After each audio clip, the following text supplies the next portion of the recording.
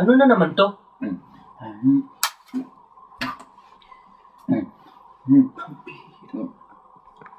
Uubusin mo ba sirain mga gamit dito, ha? Kaya mo itong ayusin? Ha? Wala kang kwenta! Pabigat ka pa! Sige.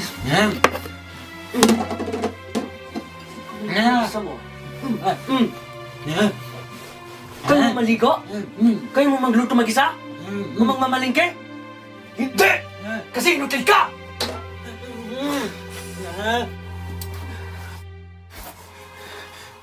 Kung alam sana ni Mama na isa kang abnormal, eh di sana pinahaboy ka na lang niya. Sana buhay pa si Mama ngayon eh. Alam mo, namatay si Mama dahil sa'yo. Alam mo bakit? Dahil sa panganak niya sa'yo, sa walang kwentang buhay mo!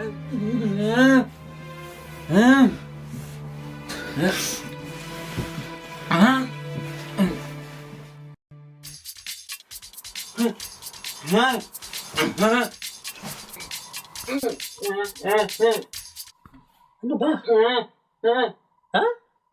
Ano ba ako? Ano ba? Itong gusto mo? Gusto mo maglaro? Ito na. Ito pa. Nasaan na lang tayo? Masaya ka na? Masaya ka na? Ano ba? Wala akong ginawa sa buong buhay ko kung di ka kumain ka, pakainin ka, alagaan ka, bantayan ka. Lahat! Lahat!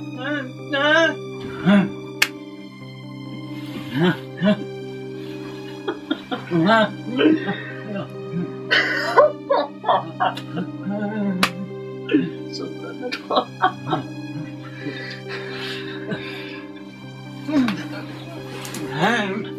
Alam mo, ayaw mo pagkaibigan sa mga ibang tao eh. Alam mo bakit? Kasi ayaw ko malaman na may kapatid akong kagaya mo. Kasi, ikinakaya kita.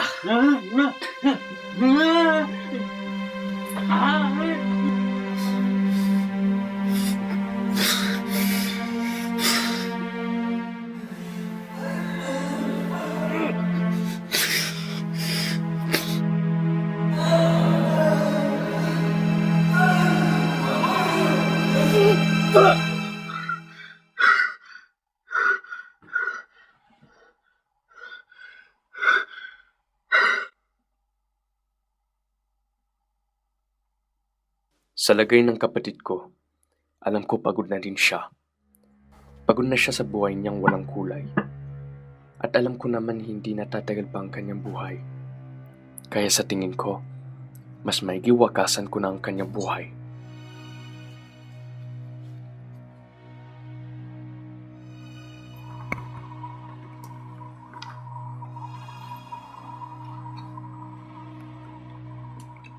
Huwag mo kalimutan uminom. Mali man pero ito ang makakabuti sa kanya at para sa akin. Gusto ko na rin mabuhay sa sarili kong mundo. Ano ba? Tumingin ka nga sa dinadaanin mo! Hoy! Lalit! Sandali! Lalit! Ikaw nga. Matagal ko na kayo hinahanap ni Nathan. Kamusta na kayo magkambal? Ako pala si Marie, yung matalik na kaibigan ng nanay mo. Bago siya pumanaw, may naiwan siyang sulat sa tabi ng higaan niya.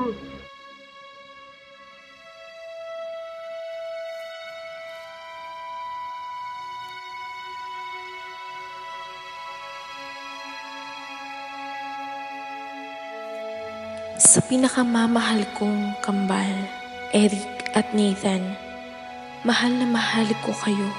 Ako na ang pinakamasayang ina sa araw na ipinanganak ko kayo. Gustuhin ko mang mamuhay kayong normal pareho, pero di ko magawa. Patawarin niyo ako mga anak. Ipinanganak ko kayong conjoined twin.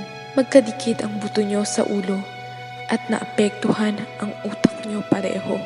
Isa sa inyo ang kinakailangang magsakripisyo.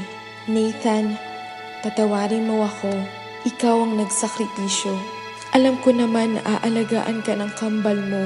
Eric, huwag mong pababayaan si Nathan.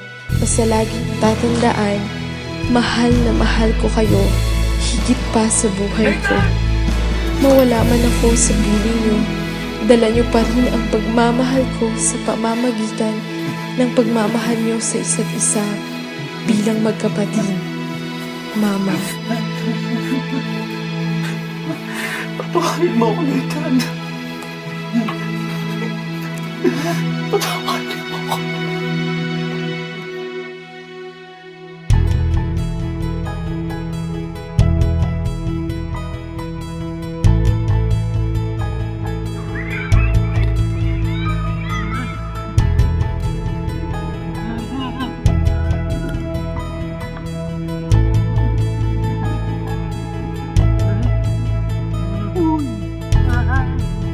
Ginagawa mo.